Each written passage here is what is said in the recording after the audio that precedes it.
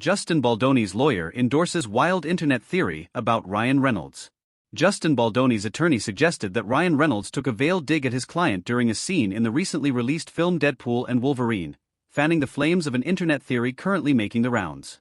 Bryan Freedman, who is representing Baldoni in his suit against the New York Times for a report they published on an ongoing feud between Reynolds' wife, Blake Lively, and Baldoni, claimed during an appearance on the Megyn Kelly Show Tuesday that there's no question Reynolds was mocking his client.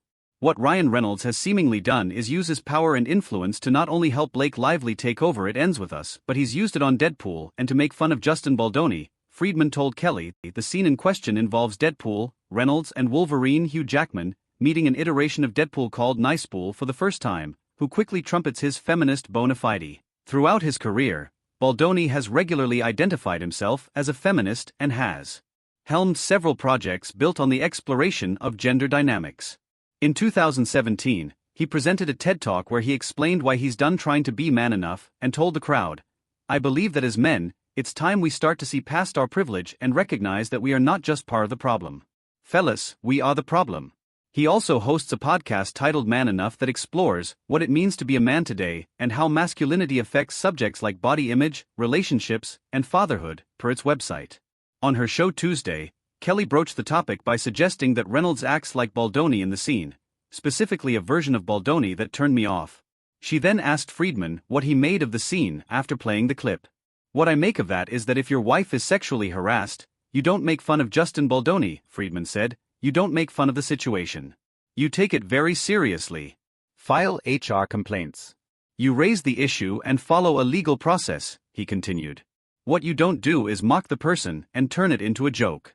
There's no question it relates to Justin. I mean, anybody that can watch that, the hair bun, the comment about the pregnancy, it's pretty obvious what's being done." In her complaint, Lively alleged that Baldoni routinely degraded her while making It Ends With Us together and would criticize her body and weight.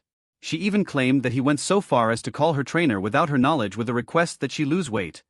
Less than 4 months after she had given birth to her 4th child with Reynolds, a representative for Reynolds and Freedman did not immediately respond to the Daily Beast's request for comment.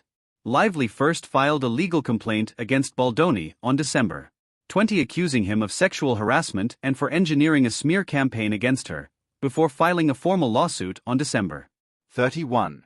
Along with denying the allegations, Baldoni filed a lawsuit against the New York Times, who first reported Lively's complaint, alleging that it was his co-star who engaged in a calculated smear campaign, and that the Times cherry-picked and altered communications stripped of necessary context. Baldoni's suit also alleges that Baldoni and Wayfarer, his production company, grew increasingly fearful of what Lively and Reynolds were capable of, as their actions seemed aimed at destroying Baldoni's career and personal